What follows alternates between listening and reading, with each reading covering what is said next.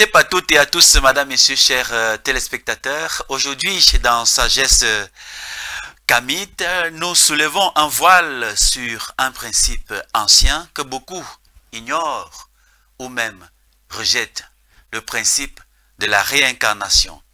Pour les spiritualités africaines authentiques, la mort n'est pas une fin, mais une transition.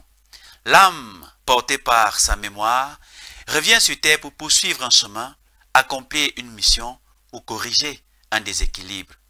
Mais pourquoi cette idée dérange-t-elle? Pourquoi certaines religions comme le christianisme la rejettent catégoriquement? Y a-t-il derrière ce refus ignorance ou stratégie d'oubli? Pour en parler cet après-midi, j'accueille le doyen Korejo Mishadombia, penseur profond des lois de l'être et de l'univers, qui nous aidera à comprendre ce que la réincarnation révèle de nous, de notre passé et de notre devenir. Madame, Monsieur, chers téléspectateurs, permettez-moi d'aller à Montréal, au Canada, joindre le Blanc Tigui Korejo Mishadombia pour cette nouvelle sortie de Sagesse Kamit sur les antennes de Kemet Télévision et avec la thématique, le principe de la réincarnation. Alors, Blanc Tigui, Otep à toi et bienvenue. Otep, salutations bienheureuses à tout le monde.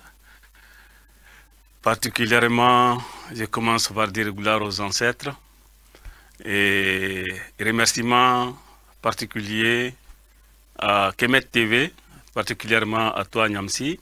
Merci. Et à tous nos auditeurs et à toutes nos auditrices. Voilà, Blanc Tigui Korejo Mishadombia, avant d'entrer dans le vif du sujet, nous allons bien entendu commencer comme les ancêtres nous l'ont toujours appris, par une libation, n'est-ce pas, pour rendre hommage à ces derniers. Très bien. Comme vous l'avez si bien dit, nous allons commencer par une libation. C'est très important pour que tout le monde puisse comprendre. C'est comme une prière d'introduction pour rendre hommage à nos ancêtres. Alors, je vais demander à tout le monde, tous ceux qui nous regardent, d'avoir une très bonne intention, d'être dans la positivité totale. Être dans la positivité en termes techniques, c'est être à la fréquence 0. Donc, oubliez tout ce qui est souci externe. Et on va commencer à faire une libation pour nos ancêtres, ceux qui se sont battus pour que nous soyons libres aujourd'hui. Alors, esprit du ciel, esprit de la terre, esprit de l'espace interstellaire, à vous, les esprits des 4 éléments fondamentaux, c'est-à-dire esprit du feu, de la terre, de l'air et de l'eau. Alors, un esprit bienveillant et protecteur, voici votre eau, l'eau qui nourrit notre union. À vous les ancêtres, créateurs de nos villages, vous qui nous avez précédés dans cette existence, nous sommes là aujourd'hui pour continuer ce que vous avez fait, pour continuer les connaissances et la civilisation que vous avez laissées. À vous, chers ancêtres, voici votre eau, l'eau qui nourrit notre union.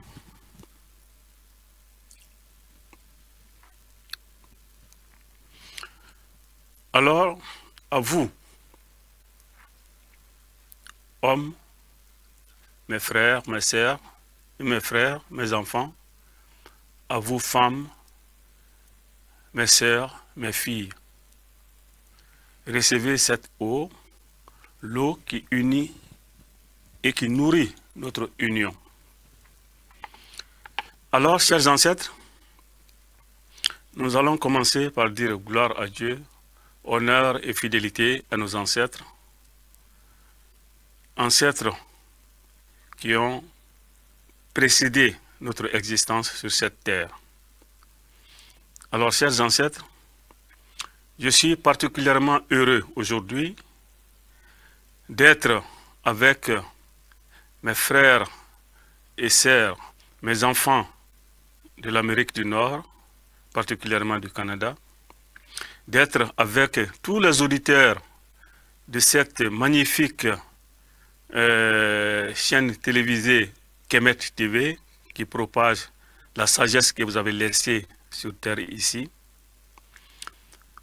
Chers ancêtres, à vous, glorieux ancêtres, voici votre eau, l'eau qui nourrit notre union. Alors, chers ancêtres, j'ai quitté la terre ancestrale du Mali pour venir rencontrer la diaspora africaine en Amérique du Nord, pour partager avec eux la connaissance que vous avez laissée. C'est vous qui avez initié toutes les sciences, toutes les connaissances exploitées aujourd'hui par les humains, et parce que vous avez perdu quelques guerres, des gens sont venus dire que vous étiez les usufruitiers et que vous n'étiez pas les créateurs de ces connaissances. Alors, nous, vos descendants, aujourd'hui, nous sommes perdus sur la terre africaine et la connaissance que vous avez laissée, il y a encore quelques initiés qui sont détenteurs de ces connaissances-là. Et moi, Korejo Missa Doumbia, faisant partie de ces initiés, je fais l'effort, avant de vous rejoindre, de partager ces connaissances avec tous mes frères et sœurs qui ont l'intention de retrouver la voie qui est la vôtre, la voie des ancêtres, la voie de la grande sagesse que vous avez créée pour rendre la vie agréable et pérenne. Chers ancêtres, la vie n'est pas facile pour nous sur la terre que vous nous avez léguée en Afrique.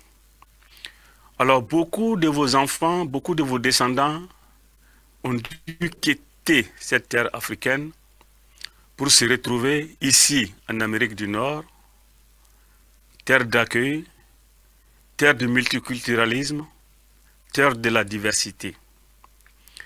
Alors, ils sont venus, chacun a un parcours différent. Chacun a quitté l'Afrique pour des raisons différentes et particulières. Mais globalement, nous avons tous quitté la terre africaine parce que le chemin de l'Afrique est aujourd'hui compliqué. C'est encore plus difficile pour nous, pour les enfants africains qui sont en terre d'immigration, en terre d'émigration, en terre de déportation. C'est encore plus difficile pour eux d'être étrangers sur la terre des autres. Alors, chers ancêtres, nous vous prions d'ouvrir le cœur de vos descendants afin que les enseignements que vous avez laissés, ces enseignements soient encore repris, afin que l'Afrique retrouve ses racines, afin que l'Afrique retrouve ses valeurs, ses connaissances, sa dignité, et que la lumière que vous avez laissée pour l'humanité soit enfin une lumière qui puisse réconcilier le monde. Nous ne sommes pas un mouvement qui veut propager la haine. Nous sommes un mouvement culturel pacifiste qui veut propager vos enseignements afin que l'humain sur cette terre puisse retrouver son humanitude. Chers ancêtres, vous savez que l'humain est la seule créature capable de penser le mal et de l'accomplir. La seule créature qui est capable de commettre le crime de façon gratuite. alors il a besoin d'élévation spirituelle. Il a besoin de votre lumière. Et cette lumière que vous avez laissée pour la paix dans le monde, pour la fraternité dans le monde, nous voulons la partager. Et je suis aujourd'hui ici sur la terre d'Amérique du Nord pour partager cette lumière, pour partager la fraternité, pour partager les connaissances spirituelles africaines avec les Africains de la diaspora. Et aussi, une fois que l'unité, la fraternité établie entre nous, pourquoi pas ne pas partager cette même fraternité avec le reste de l'humanité pour que la terre puisse devenir vivable, revivable. Alors à vous, chers ancêtres, à vous, les génies protecteurs, à vous, mes frères et sœurs, à vous, permettez que nous commencions cette émission. Permettez que nous commencions cette émission avec toute la bénédiction de nos ancêtres. Merci. Merci infiniment Blantigui Korejo Missia Doumbia pour cette libation qui apaise, n'est-ce pas, nos esprits. Gloire et honneur sont rendus à nos ancêtres les plus méritants. Infiniment merci pour cette libation. Nous allons donc entrer dans le vif du sujet qui est le principe de la réincarnation. C'est une thématique très controversée. Pour beaucoup, c'est une vue de l'esprit et pour d'autres, c'est un fait existentiel. Alors, Korejo Missia Doumbia, pour répondre aux exigences de la science, nous allons bien entendu commencer par la définition du concept avant d'entrer dans son développement. Alors pour toi, qu'est-ce que la réincarnation selon la pensée Kamit? Bon, je dois commencer par dire que l'Africain est l'être le plus spirituel de toutes les créatures connues. C'est pour ça que les Bamana ont dit que Falembe Djouguyala, ça veut dire que quand tu commets du mal, un mal se paye toujours par un autre mal. Quand tu fais du bien, le bien se paye par un autre bien. Alors, tu as posé la question, qu'est-ce que c'est que la réincarnation? La réincarnation est la base même de la tradition spirituelle africaine. Donc, la réincarnation est bien une vérité cosmique africaine. C'est quoi la réincarnation? C'est l'osmose entre les morts et les vivants. C'est-à-dire l'esprit d'un défunt qui prend corps et devient un vivant qui est réel. Donc, l'esprit devient matière. Alors, l'esprit c'est quoi? L'esprit même, c'est une parcelle de Dieu. Donc, qui dit parcelle de Dieu, dit éternel. D'où le concept de la vie éternelle. Alors, la réincarnation, c'est revêtir une nouvelle enveloppe corporelle pour l'esprit. Donc, l'esprit revient du monde des ancêtres pour revêtir une nouvelle enveloppe corporelle. C'est ça, la réincarnation. Certains parlent de résurrection. Bon, c'est plus facile à comprendre parce que ressusciter, ça veut dire se lever de nouveau, ça veut dire surgir. Mais nous, on préfère le terme réincarnation parce que l'esprit s'implante dans une nouvelle chair. Et dans ma langue, en bamanankan, on dit Nika Farikurata. C'est ça la réincarnation en bamanankan. Nika Farikurata. Donc, voilà défini grosso modo la réincarnation. Mais on ne peut pas comprendre la réincarnation sans comprendre que qu'est-ce que c'est que la mort et qu'est-ce que c'est que la naissance dans la pensée africaine. La mort chez nous, en Bamana, en pays mandin, on dit Somayelema. Somayelema, ça veut dire changer de domicile, changer d'habitat, changer de résidence. Et quand on dit changer, ça ne veut pas dire c'est la fin. Les autres peuples ont parlé de défunt, qui veut dire défunctus, qui n'a pas de fonction. Chez nous, ça n'existe pas. La mort ne met pas fin à la vie. Donc, c'est l'esprit qui migre d'une dimension à une autre dimension. Et la naissance, c'est tout simplement la mise en chair d'une essence divine. La mise en chair d'un esprit, autrement dit, la matérialisation d'une énergie divine. Donc, c'est ça la naissance. Donc, pour ça, on dit que nous sommes tous les ancêtres de retour. Nous nous retournons pourquoi? C'est ça le but de la réincarnation.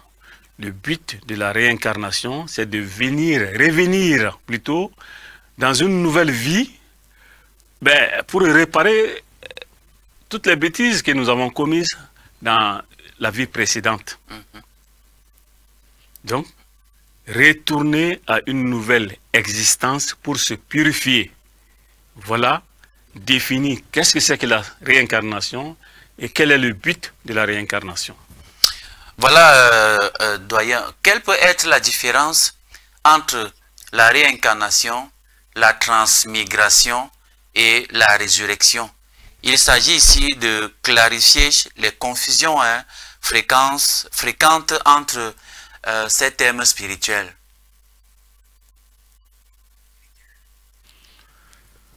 Bon, j'ai déjà assez bien défini c'est quoi la réincarnation. Donc la réincarnation, c'est l'esprit qui vient intégrer un nouveau corps, une nouvelle chair pour une nouvelle existence terrestre. C'est ça la réincarnation qui concrétise l'idée de la vie éternelle. Parce que chez nous, quand on meurt, l'esprit quitte le corps. Autrement dit, l'âme quitte le corps. On va utiliser le langage simple. L'âme quitte le corps et va dans une autre dimension, donc dans le monde invisible. Mais ça ne veut pas dire qu'il a disparu. Ça ne veut pas dire qu'il est défunt. C'est pour ça que nous, on n'utilise pas le mot défunt. Défunt, ça veut dire défunctus, qui n'a pas de fonction. Or, nous, nos morts continuent de veiller sur nous. Et quand ils sont dans l'autre dimension, c'est-à-dire ils sont dans le monde invisible, entre le monde divin et le monde visible, alors ils ont une grande fonction, un grand rôle à jouer parce qu'ils continuent de garder le lien énergétique avec tous ceux qui sont laissés derrière eux, tous ceux qui continuent en tout cas à entretenir ce lien avec eux. Donc, à un moment donné, comme je l'ai dit, dans notre existence, nous ne pouvons pas faire une existence parfaite. Donc, on est, comme nous sommes un esprit dans une chair, dans l'existence, on est obligé de commettre des actes négatifs. Ne serait-ce qu'en marchant, tu vas marcher sur une fourmi, tu vas l'écraser. Donc, la parcelle divine qui est en nous, chaque fois que nous commettons des actes négatifs, elle se charge d'énergie négative. Elle se charge d'énergie négative parce que nous sommes des êtres de chair. Et à la mort, quand l'âme quitte le corps physique reste ici, enterré, mangé par les chenilles, les fourmis.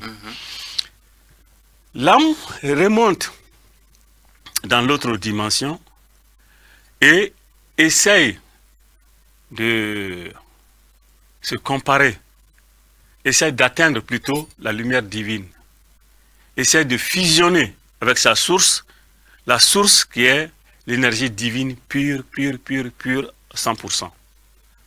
Mais comme elle a commis des actes négatifs durant son existence terrestre, elle mesure que vraiment elle ne peut pas atteindre cette pureté divine, elle ne peut pas se fusionner à Dieu, si vous voulez, en langage simple.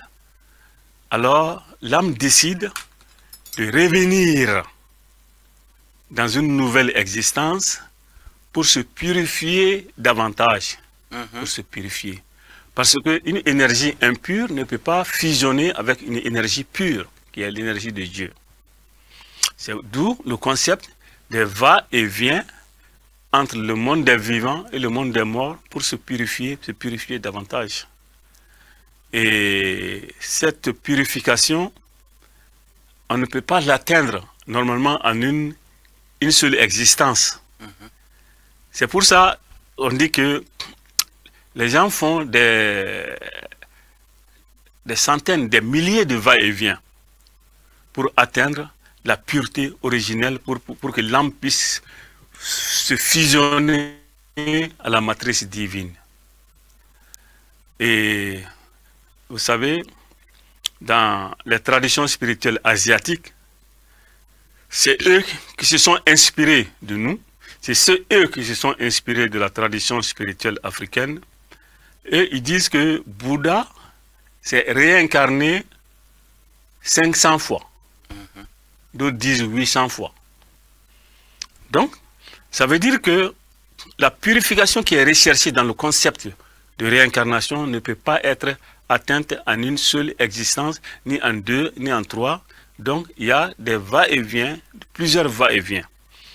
Voilà. Donc, quand on vient, on quitte le monde des ancêtres, donc on est mort là-bas, et on est dans le monde physique, le monde visible. Et quand on meurt ici, c'est la mort ici, mais c'est la naissance dans l'autre monde, qui est le monde des ancêtres. Donc, cette osmose-là, c'est va-et-vient pour venir se purifier davantage, davantage, c'est ça la réincarnation.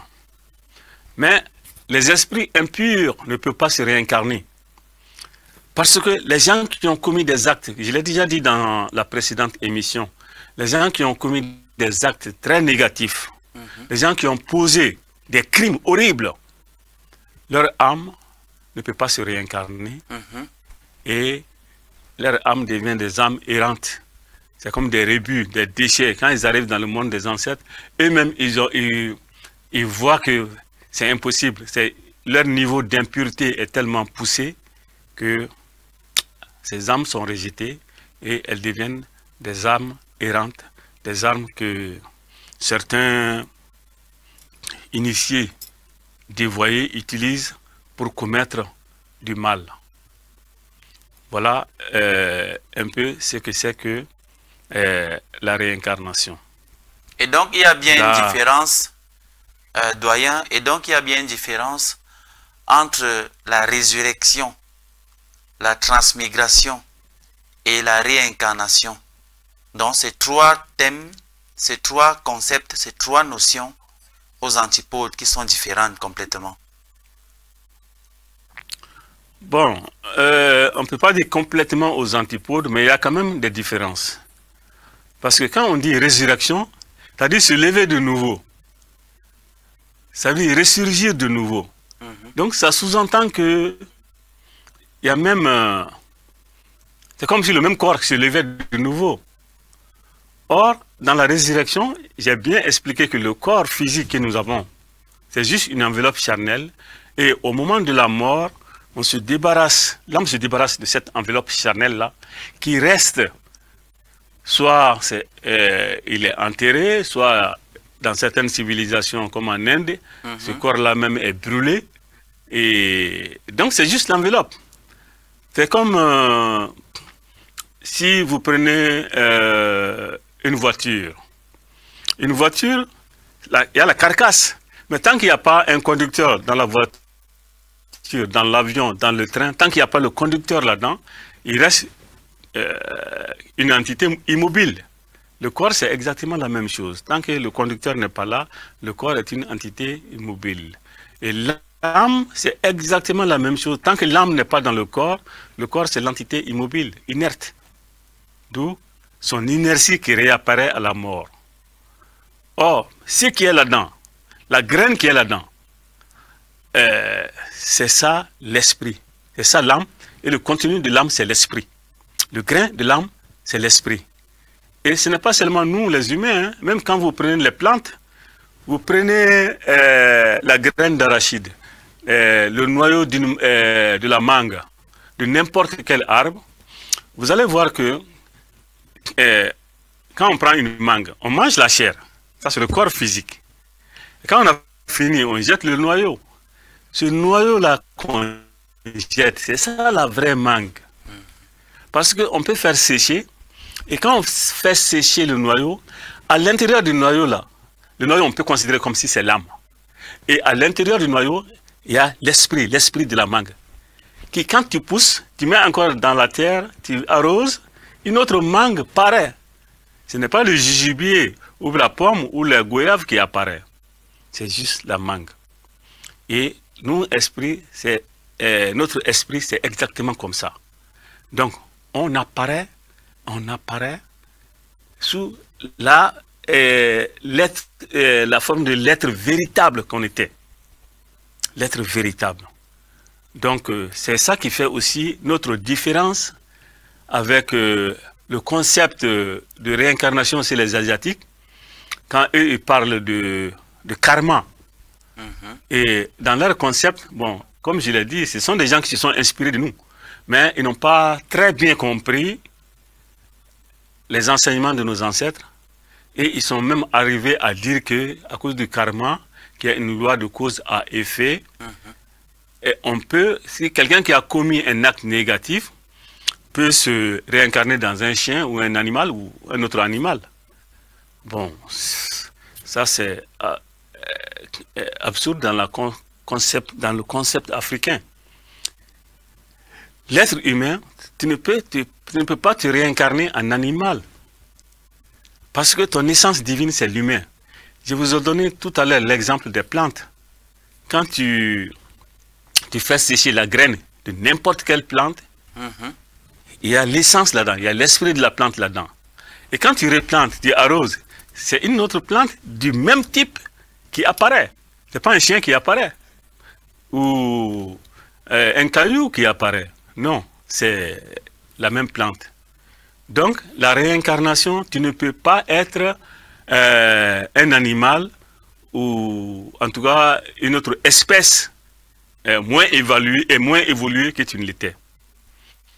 Tu peux simplement te réincarner de préférence dans ta lignée. Si par hasard, par malheur, ta lignée a été éteinte, tu peux te réincarner dans une lignée alliée. Alors, tu peux même devenir une femme, ou une femme peut devenir un homme, parce que ce qui est important, c'est l'esprit. L'esprit là, il n'a pas de sexe, il n'a pas de couleur de peau, et c'est ça la vie éternelle. Bon. D'accord, voyez-vous que c'est différent de la résurrection. La résurrection, c'est comme si on était mort et on se lève de nouveau. On surgit de nouveau avec le même corps. Donc, voilà là où il y a la différence. D'accord, doyen. Alors, quels sont les fondements ontologiques ou cosmiques qui rendent possible la réincarnation? Il s'agit ici d'explorer les lois naturelles ou universelles même qui justifient ce phénomène.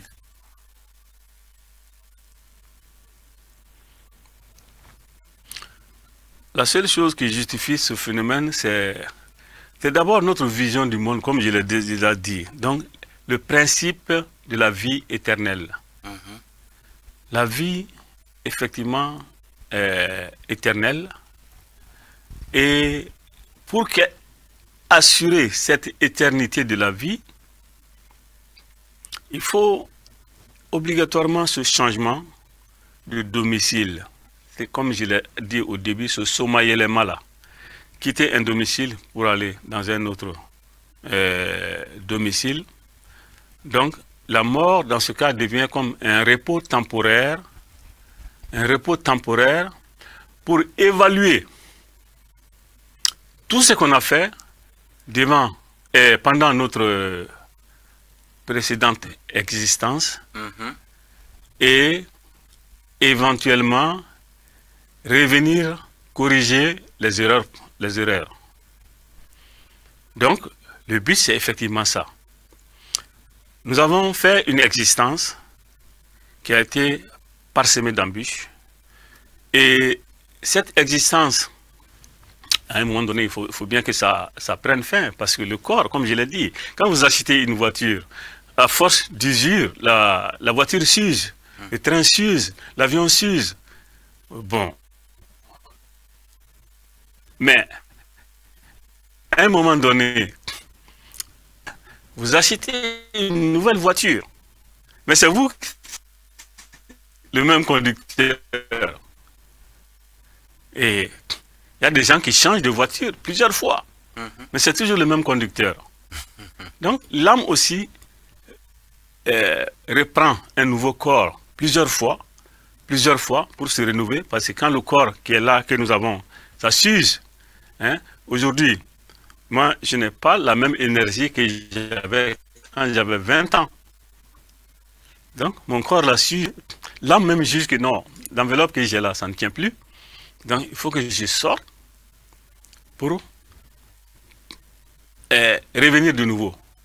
Prendre une nouvelle enveloppe, acheter une nouvelle voiture. En langage simple, pour que les gens comprennent. Donc, c'est ça, l'explication. L'éternité de la vie et que nous sommes des parcelles du Dieu emprisonnés dans un corps physique. Dieu ne meurt pas. Dieu c'est l'incréé. Dieu c'est l'infini. Donc, l'âme c'est ça. On ne peut pas, l'esprit ne meurt pas. L'esprit c'est une parcelle de Dieu qui se perpétue, va, ça revient, ça va, ça revient. Quand le degré de il se fusionne à Dieu et il devient partie intégrante de Dieu. En ce moment-là, on ne peut plus l'invoquer. Il fait partie de Dieu. Si, au contraire, il a posé des actes très négatifs, il est rejeté par le monde des ancêtres. Aussi, en ce moment, on ne peut pas l'invoquer parce qu'il est dans l'errance. Il n'est pas dans le monde des ancêtres. Bon, la plupart des gens sont entre les deux. L'extrême bonté et l'extrême, comment on appelle ça, ceux qui ont posé des actes, l'extrême méchanceté.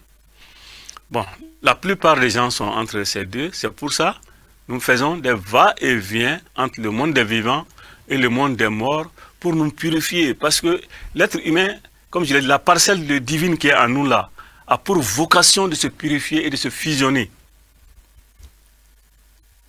Et c'est ça, cette fusion à Dieu, cette fusion à l'énergie divine, à l'énergie primordiale, c'est ça que les religions ont transformé et ils ont nommé ça le paradis.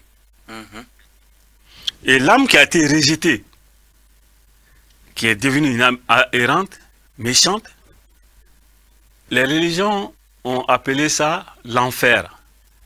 C'est parce que les premiers qui sont venus s'instruire en Afrique, qui sont venus apprendre la spiritualité africaine, comme ce n'étaient pas des initiés, ils ont appris les versions profanes et ils sont partis propager ça.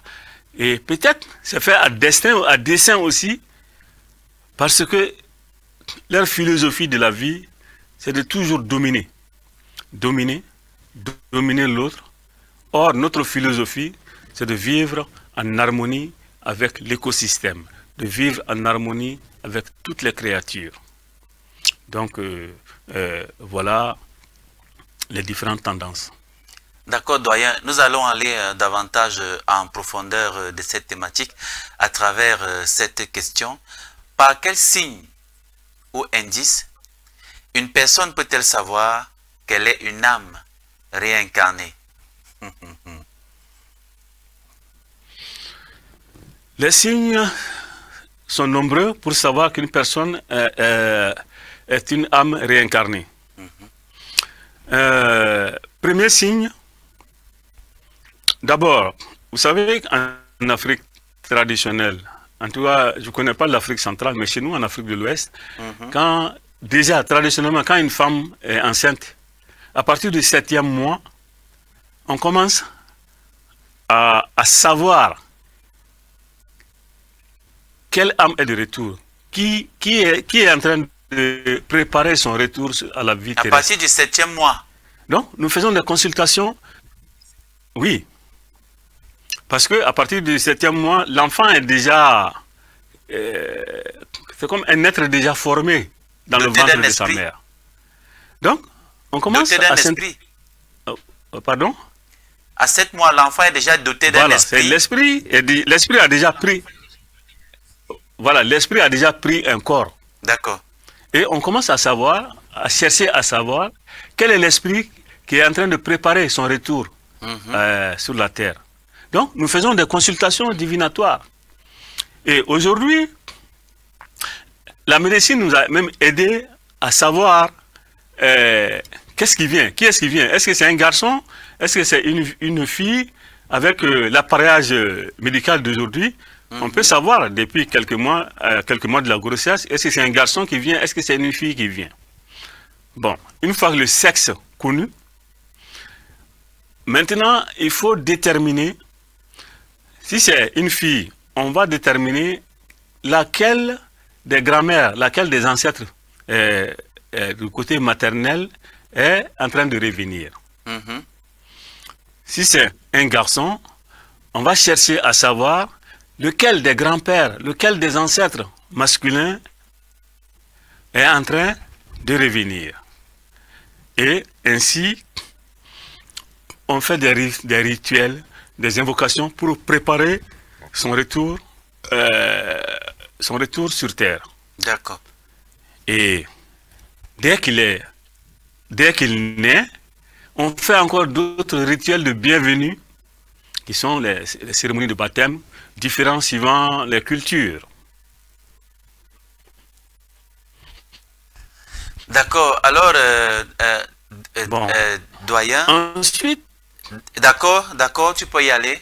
Tu peux continuer. Les parents continuent à chercher à savoir quel est l'être, le véritable être qui est là. Donc, les consultations divinatoires continuent, et au moment des cérémonies de baptême, tellement on veut savoir qui est venu, et on fait même un sondage ou bien une espèce de vote. Chez nous, on prend des bâtonnets et sachant que c'est, voilà, la divination nous a dit que c'est un ancêtre qui vient. Donc, bon, on a encore... Donc, on propose 3 noms. 3 noms, si c'est un garçon, des arrière-grands-pères qui sont là, on va donner 3 noms à 3 bâtonnets. Et une petite fille innocente, et le bâtonnet qui va être choisi, c'est le nom de cet ancêtre-là qui va être donné à l'enfant. D'accord. Exactement la même procédure se fait avec, si c'est une fille, on va donner 3 noms de grand-mère, d'arrière-grand-mère, et le nom qui sera choisi sera le nom de l'enfant. Et on continue à observer. Et pour répondre à votre question, comment on sait que c'est un ancêtre de retour? Vous allez voir dans le comportement de l'enfant, il va avoir des habiletés même. Vous savez, il y a des gens qui ont des connaissances presque innées. Donc c'est comme des échos, des reliques de la fonction qu'ils ont exercée dans une vie précédente. Et si tu étais médecin dans une vie précédente, c'est sûr que dans la nouvelle vie que tu as commencé, tu vas avoir des attirances ou des compétences particulières en médecine. Mais si tu laisses ce domaine-là et tu deviens un militaire, alors ta vie va être plus médiocre. Parce que le background en filigrane là n'est pas là. Donc c'est ça qui pose souvent des entraves. Et c'est pour ça que c'est important pour nous de savoir qui est en train de venir pour lui tracer un chemin. Et on est toujours plus doué dans le métier qu'on a exercé dans la vie antérieure que si on commence à faire un nouveau métier. Voilà, c'est pour ça aussi que on dit que dans le processus de réincarnation, on peut se purifier ou on peut rétrograder. Hein? On peut rétrograder. Parce que, je l'ai déjà donné l'exemple, dans une vie, dans la précédente vie, si vous étiez un médecin, par définition, un médecin est un bienfaiteur. Donc, il est chargé de sauver des vies. Et si vous arrivez dans une nouvelle vie et que vous devenez un militaire, par définition, est un tueur. Donc, vous avez régressé. Alors, donc, ce nouveau militaire-là, s'il va, il va dire, ah non, soit j'ai stagné. Donc, l'énergie, la pureté, le niveau de pureté que j'avais avant là, je n'ai même pas atteint ça là. Donc, il faut que je retourne encore. Donc, il va revenir pour faire une nouvelle existence, pour se purifier davantage. Donc, voilà expliquer le principe de la réincarnation, qui est un pilier essentiel même de la tradition spirituelle africaine. D'accord, doyen. Quel est le nombre de réincarnations que peut subir un être humain? Et la deuxième question est celle de savoir, peut-on se réincarner en arbre, par exemple? Bon, tu l'as déjà souligné, on peut se réincarner en animal, c'est forcément une régression. Au-delà de se réincarner en être humain, premièrement, est-ce qu'un homme peut se réincarner en une femme? Est-ce qu'on peut se réincarner en arbre ou alors en herbe dans la forêt? Et combien de réincarnations un homme peut-il subir? Oui, la première question m'a échappé. Est-ce que tu peux reprendre? Oui, le nombre de réincarnations. Voilà, vous avez dit, il n'y a pas un nombre fixé. On fait autant de va-et-vient que nécessaire tant que l'esprit n'a pas atteint la pureté originelle, la pureté qu'on veut pour pouvoir se fusionner à la matrice divine. Il n'y a pas un nombre donné. Tu peux te réincarner 10 fois, tu peux te réincarner 100 fois, tu peux te réincarner 1000 fois. C'est pour ça que la réincarnation, c'est des va-et-vient perpétuels. Ça peut durer 2 ans, 3 ans, 5 ans, 10 ans, un siècle, des millénaires. Donc c'est toujours ce processus continuel de va-et-vient. Donc il n'y a pas un nombre fixé. Tant que l'âme a toujours cette volonté de venir se purifier davantage, tant qu'il n'a pas pu atteindre le niveau de pureté pour pouvoir fusionner à Dieu, pour pouvoir fusionner à l'énergie divine, il y a autant de va-et-vient. Voilà. Votre deuxième question, est-ce qu'on peut se réincarner en arbre? J'ai dit, ça c'est pas un concept africain. Vous savez, aujourd'hui, il y a une lutte idéologique, une guerre idéologique même, un syncrétisme qui fait que certains veulent introduire des concepts actuels africains. Les ancêtres n'ont jamais dit qu'un homme peut se réincarner en arbre ou en animal. C'est une régression. J'ai donné l'exemple avec les plantes.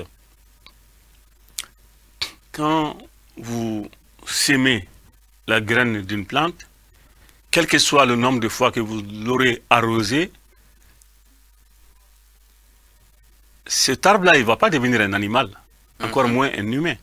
De la même manière, un humain ne peut pas se réincarner en arbre ou en animal. C'est nier même l'essence de l'esprit.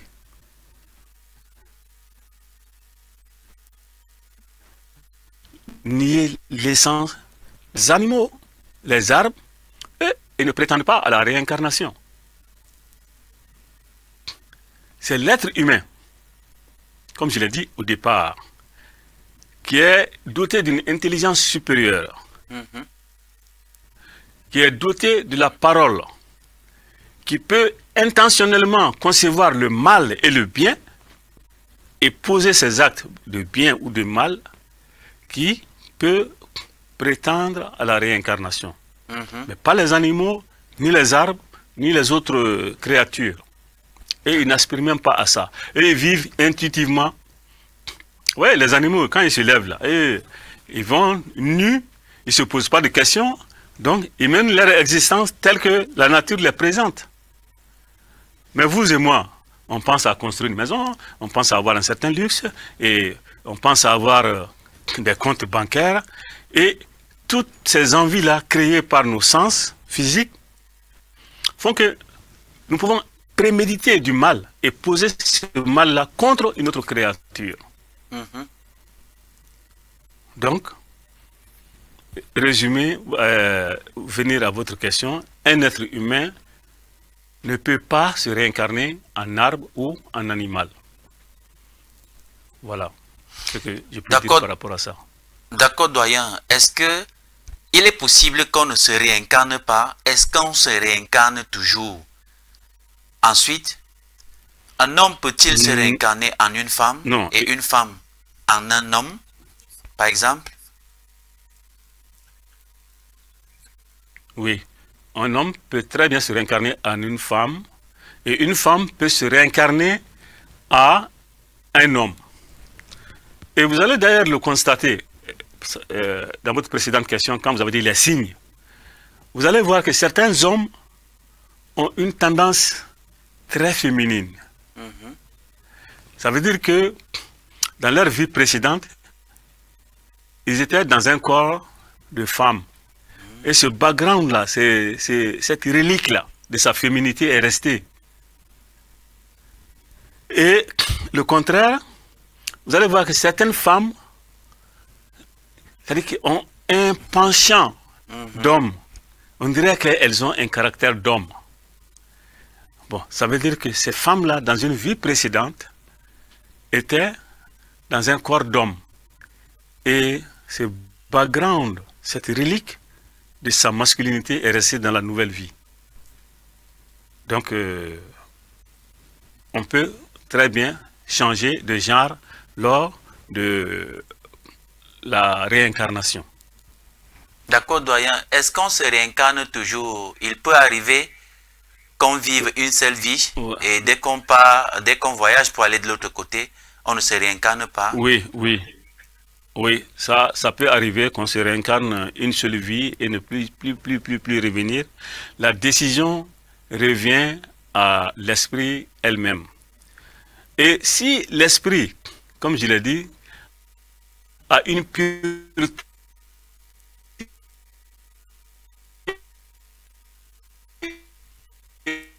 tellement grande que... Mais ça, c'est des cas très rares. C'est des cas très rares des gens qui ont mené une vie de sainteté. Ça peut venir, ça peut faire en sorte que l'esprit ne revienne plus. Deuxième cas, la volonté de revenir se purifier. C'est l'esprit même qui décide ça. Donc, il peut dire, vu les conditions actuelles de prédation, moi je ne vais pas revenir. Donc, je reste là où je suis. Donc, il n'aspire plus à monter spirituellement pour atteindre l'esprit de Dieu. Donc, il reste à son niveau où il est. Et ça peut durer 1000 ans. 1000 ans, ça c'est à notre échelle humaine, c'est beaucoup. Mais à l'échelle cosmique, ce n'est rien. Voilà comment on peut revenir ou on peut ne pas revenir. D'accord, doyen. Tu l'as dit en début d'émission, lorsqu'on se réincarne, c'est pour venir purifier justement les insanités, en fait, l'irresponsabilité dont nous avons mené dans notre vie antérieure. Peut-il arriver qu'en venant purifier, on devient pire que la vie antérieure? Si oui, qu'est-ce qu'il peut contribuer à rendre celui qui est venu se purifier de nouveau, être davantage méchant et encore même plus méchant que dans la vie précédente? Donc là, je l'ai dit, hein, le but effectivement c'est venir se purifier, mais les conditions de la nouvelle vie, les gens à travers lesquels tu as choisi de revenir peuvent imposer, la société même peut t'imposer des choses, une nouvelle condition de vie qui fait que tu deviens pire qu'avant. Donc, c'est quand on vient, la décision d'aller nous inscrire à l'école, c'est pas l'enfant qui décide.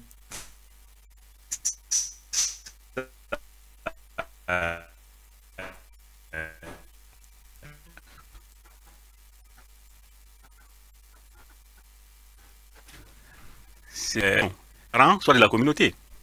Donc, les contingences de la vie te poussent. Toi, ton intention était de venir te purifier. Mais les exigences de la vie t'ont poussé à te mettre sur une autre voie. Et cette voie était pire que spirituellement pire que dans ton ancienne existence. Et là, tu n'atteins pas la purification, mais au contraire, tu stagnes ou tu régresses même.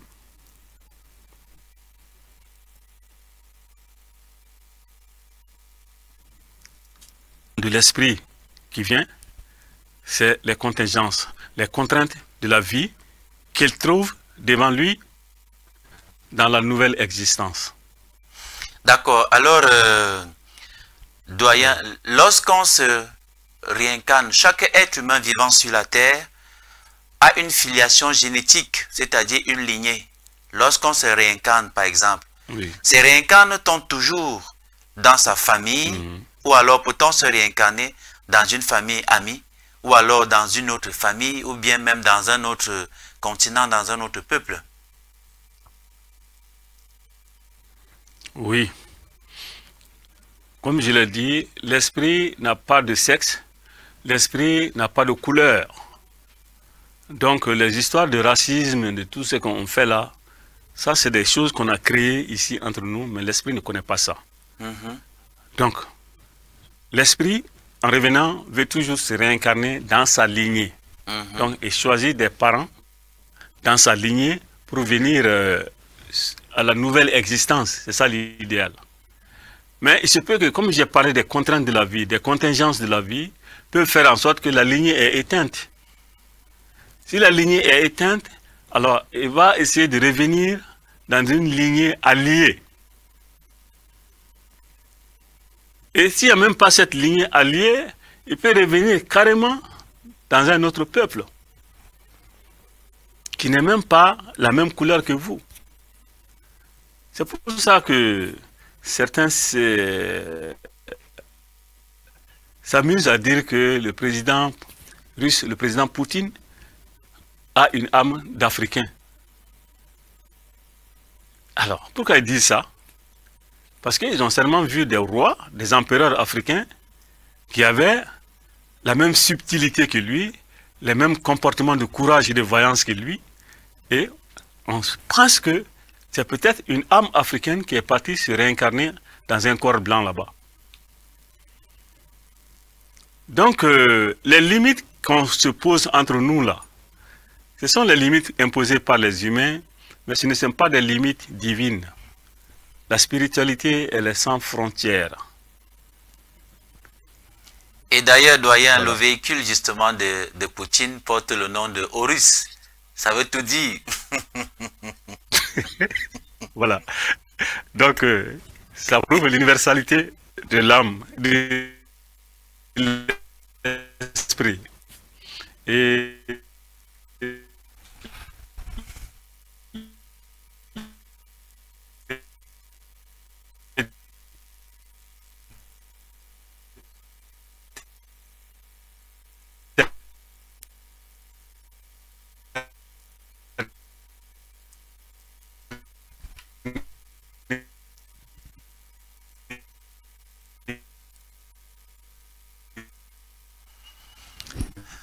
Allô, doyen, tu m'écoutes? On a eu quelques soucis techniques là. Ah, est-ce que tu m'écoutes?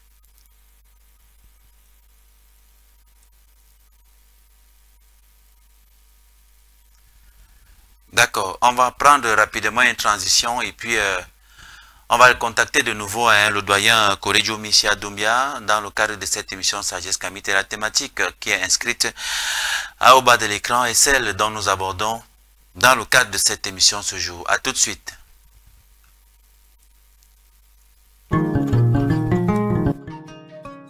Ils sont venus de loin, des terres du monde entier, pour renouer avec les racines, pour revivre l'Afrique, non comme un souvenir, mais comme une force intemporelle.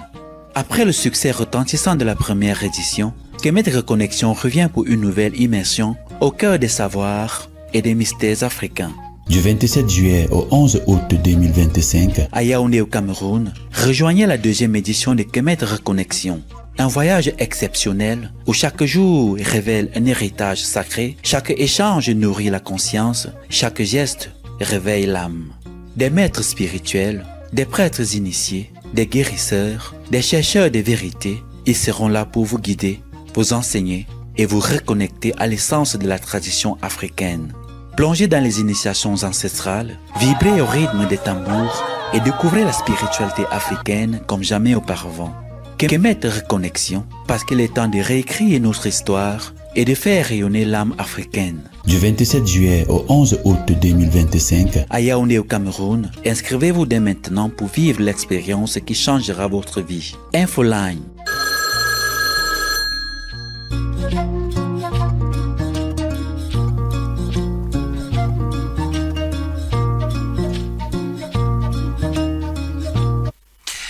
Voilà, de retour sur le plateau. Désolé, madame, monsieur, chers téléspectateurs, nous avions eu une petite coupure, mais j'ose croire que tout est rentré dans l'ordre. Alors, doyen, pour poursuivre dans le cadre de cette émission, pourquoi est-ce que les religions abrahamiques, notamment le christianisme et l'islam, rejettent-elles avec tant de fermeté l'idée de la réincarnation?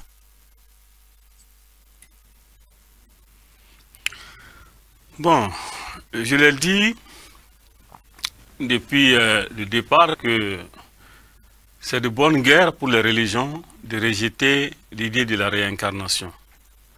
La réincarnation est un des piliers de la tradition spirituelle africaine. Et comme ces religions sont venues pour déposséder l'Africain de son esprit, pour vider l'Africain de son âme, donc c'était de bonne guerre pour elles de calomnier, de dénigrer les fondements même de notre tradition spirituelle. Et je le dis et je répète, tant que l'Africain ne s'approprie pas, ne se réapproprie pas de ses fondements spirituels, tout ce qui faisait la force mentale de nos ancêtres, l'Afrique va rester dans cette situation très compliquée.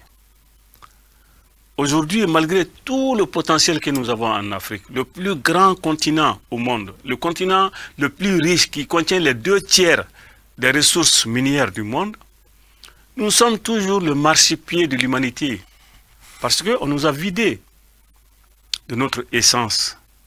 Nous sommes devenus des êtres spirituellement vides. Et ce qui a permis de faire ça, c'est les religions. Et ces religions, c'est de bonne guerre pour elles de continuer à dénigrer les fondements de notre tradition spirituelle, de continuer à dire que ce que nos ancêtres ont fait, ce qui était de bon là-dedans, ils ont dit que nos ancêtres étaient des usufruitiers. Ce qui, eux, ils ne comprenaient pas, ils ont dit que c'est la sorcellerie, c'est la superstition et toutes sortes de mauvais qualificatifs pour décrire la tradition spirituelle africaine. Alors, c'est de bonne guerre pour ces religions, mais c'est un désastre pour nous, c'est une tragédie pour notre peuple, et il est temps pour nous de se ressaisir et d'analyser scientifiquement ce que nos ancêtres ont élaboré. Je viens de vous expliquer tout à l'heure le concept de la réincarnation et tout. Pour toute personne dotée d'intelligence, d'esprit capable de raisonner, vous voyez que cette explication est plus puissante, elle est plus rationnelle, elle est plus humaine que toutes les autres religions. Voilà. D'accord, doyen. Est-ce que vous m'entendez? D'accord, doyen. Tout à l'heure, tu as parlé d'analyser la science. Parlant donc de science, quelle est la perception de la science dite moderne par rapport à ce phénomène qu'est la réincarnation? Est-ce que la science moderne l'a déjà reconnu et l'a codifié? La science moderne l'a certainement reconnue à des niveaux très élevés. À des niveaux très élevés parce que nous savons qu'ils sont en train de nous espionner aussi. Ils ont envoyé des chercheurs, même chez vous là-bas en Afrique centrale, pour espionner les peuples là-bas que vous appelez les Baga, ou ce que d'autres appellent les pygmées. Et ils ont, avec les technologies très sophistiquées, pu établir la réalité de la communication entre ces peuples-là dans le monde visible et leurs ancêtres dans le monde invisible. Bon, comme ils ont passé des milliers d'années à dénigrer ce que l'Afrique a fait, donc peut-être qu'ils n'ont pas le courage de reconnaître que on s'était trompé, donc les Africains avaient raison. Voilà, c'est quand même une reconnaissance qui existe dans le cercle très fermé de la haute science, mais elle est réelle. Bon, comme la science générale est devenue aussi une guerre idéologique, alors ils n'osent pas reconnaître, mais c'est une réalité. Voilà ce que je peux dire par rapport à ça. D'accord, doyen. Bientôt, nous allons sortir de cette émission. Alors, quel peut être l'impact du rejet de la réincarnation sur la vision du monde des peuples colonisés? Nous savons que beaucoup de Kamites également, quand je parle de Kamites ici, je parle de Noirs, ne croient pas à ce phénomène de la réincarnation. Disait-il, une fois qu'on est mort, c'est terminé et puis on n'en parle plus. Alors, quel peut être l'impact du rejet de la réincarnation sur la vision du monde de ces peuples-là, justement? L'impact du rejet de la réincarnation est désastreux pour l'Afrique. Le rejet de la réincarnation est une tragédie pour l'Afrique parce que, comme je l'ai dit, le but des religions était de dénigrer ce qui faisait la force de l'Africain. L'Africain qui croit en la réincarnation n'a pas peur de la mort. Il sait que la mort, c'est juste un changement de domicile. Je quitte ce monde pollué, ce monde de rivalité, ce monde d'envie, ce monde de haine, ce monde de division, et je vais vers un autre monde meilleur. Donc, la mort n'était pas perçue par nous comme quelque chose de mauvais, comme la fin en soi. C'était un départ. C'est pour ça qu'on accompagnait les morts dans des cérémonies de joie. Et on n'avait pas peur de la mort. Depuis que l'Africain a rejeté le concept de la réincarnation et qu'il a cru aux histoires de paradis et d'enfer inventées par les religions, l'Africain est devenu peureux. Et cette peur, aujourd'hui, paralyse l'Afrique. Une fois que l'Africain aura se serait débarrassé de la peur, se réapproprier le concept de la réincarnation, se réapproprier sa force mentale qui est la tradition spirituelle africaine, la peur va disparaître. Et quand la peur disparaît, il n'y a plus de limite pour l'esprit. Il n'y a plus de limite pour l'humain de pouvoir s'élever, de s'émanciper. La peur. Je répète 3 fois, la peur. C'est ça qui bloque l'Afrique. La peur, c'est ça qui bloque l'Afrique. La peur, c'est ça qui bloque aujourd'hui l'Africain. Et cette peur a été inculquée dans nos gènes par la brutalité, la violence de l'histoire que nous avons subie. Et elle est d'une façon inconsciente inculquée dans notre ADN. Ce qui fait que l'Africain a peur du mélanoderme. C'est inconscient africain. Récemment, derrière le président américain, il y a une peur inconsciente qui est là. L'Africain a peur parce que la peur a été inculquée dans le mental de l'Africain par les religions à cause de l'histoire du paradis et d'enfer. Et tant que cette peur est là, on sera toujours inhibé. Tant que cette peur est là, l'Africain ne va jamais s'élever spirituellement. Et tant que cette peur est là, l'Afrique ne peut pas se développer. Donc, il est temps de se débarrasser de cette peur. Et la seule façon de se débarrasser de cette peur, c'est de revenir à nos valeurs spirituelles, c'est de revenir à notre grande tradition de sagesse, tradition et connaissance que nos ancêtres nous ont laissées. Et voilà pourquoi moi, Korejo Missa Doumbia, aujourd'hui, je me déploie à partager avec vous, à partager avec mes frères et sœurs, à partager avec mes enfants, toute cette grande connaissance que nos ancêtres ont laissée et qui, si on arrive à se réapproprier de nouveau, l'Afrique va sortir du bourbier dans lequel elle est plongée aujourd'hui. D'accord. Voilà ce que je peux dire par rapport à ça. D'accord, doyen. Tu as déjà en partie répondu à la prochaine question que je voulais te poser, parlant de vaincre sa peur. Mais plus encore, comment la compréhension de la réincarnation peut-elle transformer notre manière de vivre aujourd'hui? La compréhension de la réincarnation peut transformer radicalement notre manière de vivre. Radicalement notre manière de vivre parce que d'abord ça nous pousse à faire du bien. Comme je l'ai dit, l'être humain est la seule créature capable de penser le mal et de poser des actes injustes, des actes mauvais envers une autre créature et surtout envers son prochain.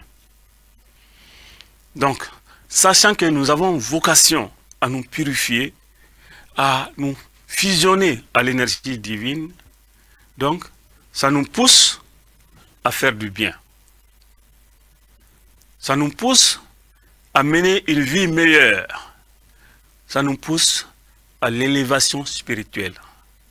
Et tant qu'un être a cette vocation de s'élever spirituellement, il devient un être bon. Il devient un être juste. Il devient un être cohérent avec son écosystème, avec son environnement. Et voilà la seule façon pour nous d'apprécier la vie, d'être en harmonie avec toute la création et avec le Créateur. D'accord, doyen. Lorsqu'on ne se réincarne plus, comme tu l'as dit, on fusionne avec la matrice divine. Est-il possible également que lorsqu'on ne se réincarne, on peut ne plus se réincarner, mais être plutôt, pour ne pas citer l'enfer que les autres, n'est-ce pas, ont codifié dans leur dogme, Est-ce qu'on peut ne plus se réincarner, mais ne pas fusionner avec la matrice divine, mais plutôt disparaître définitivement parce qu'on n'a pas pu, au fil de multiples réincarnations, se purifier? Oui, je crois que je l'ai déjà expliqué. Ah, d'accord. Si on ne se fusionne pas à l'esprit de Dieu, si on ne se fusionne pas à l'énergie divine, on ne fait pas de réincarnation, ça veut dire que c'est la troisième option, c'est-à-dire un esprit qui est un rebut, un esprit qui est rejeté, un esprit errant. Donc ça, c'est ce que les religions ont transformé en l'idée de l'enfer. Et effectivement, bon, si c'est quand même une destinée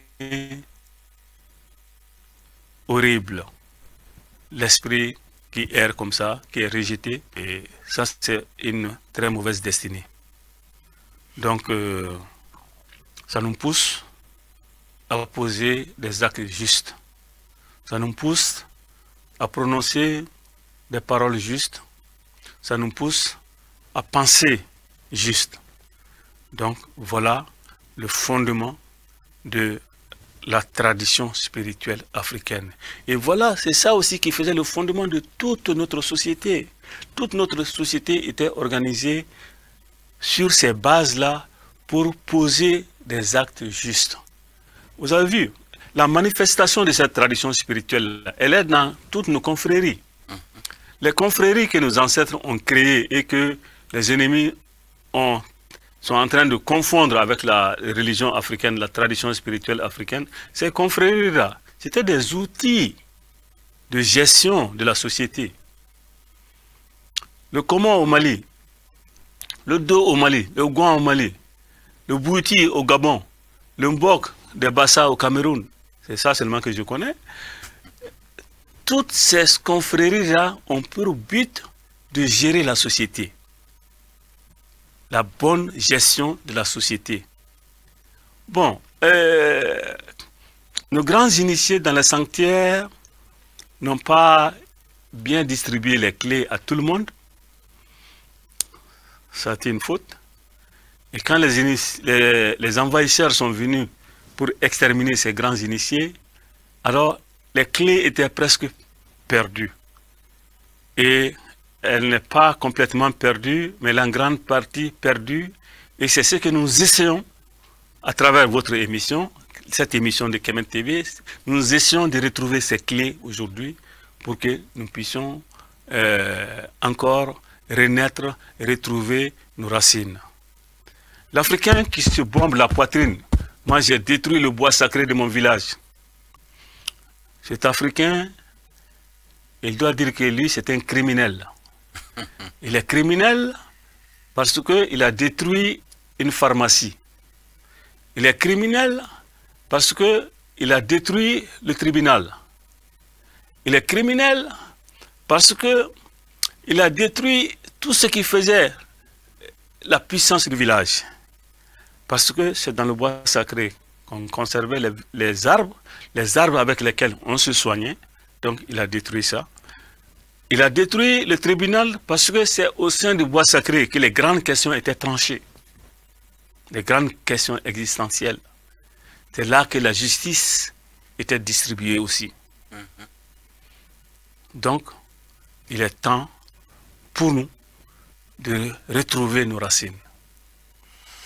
D'accord, doyen, pour sortir en guise de conseil, pour ceux-là, n'est-ce pas, qui souhaiteraient se reconnecter à cette sagesse et intégrer la réincarnation dans leur cheminement spirituel, quel conseil donnerais-tu à cela? Le seul conseil que je vais leur dire, c'est d'apprendre. Apprendre, apprendre et encore apprendre. Donc, il faut que nous intégrons la tradition spirituelle dans le cursus scolaire. Et tant que nous n'intégrons pas ça, c'est impossible. L'apprentissage est multiple. Kemet TV est là pour permettre à l'Africain d'apprendre, de revenir à ses racines. Moi-même, Koradio Missa Doumbia, j'ai ma propre chaîne YouTube sur laquelle il y a au moins une centaine de vidéos, et ceux qui veulent apprendre des thématiques davantage peuvent aller sur ma chaîne YouTube pour apprendre ces thématiques-là. Je suis en train d'écrire des livres et j'ai déjà publié un premier livre, et cet été-là, je vais publier le premier tome de la série de tomes Retour à la tradition spirituelle africaine. Voilà des voies pour apprendre. Voilà des moyens à votre disposition pour apprendre. C'est pour ça que je ne peux finir cette émission sans faire des bénédictions pour Kemet TV. C'est rare. C'est pas pour vous jeter des fleurs. C'est rare de trouver des médias qui donnent la parole à l'Afrique authentique. Parce qu'il y a une censure, hein, qui ne dit pas son nom, contre tous ceux qui sont porteurs de la parole africaine. Et si vous avez eu l'intelligence, vous avez eu le patriotisme, vous avez eu le bon sens de donner la parole à l'Afrique, nous vous remercions et nous demandons à nos ancêtres de soutenir Kemet TV, de soutenir Kemet TV, et particulièrement à toi, Nyamsi, qui te donne longue vie pour que tu puisses continuer autant que nous autres à éclairer notre peuple. Merci beaucoup infiniment, doyen. Merci. Ce sont des mots qui me touchent particulièrement. Alors, doyen, nous allons certainement nous revoir dans 15 jours, le temps pour nous de finir avec notre événement qui est Kemet Reconnexion, qui commence à la fin de cette semaine, et ce pour 15 jours. Je ne sais pas si tu seras encore en Amérique du Nord, oui, ou alors tu seras déjà, n'est-ce pas, au pays de nos ancêtres. Dans 15 jours, je serai encore là. Ah, d'accord, d'accord.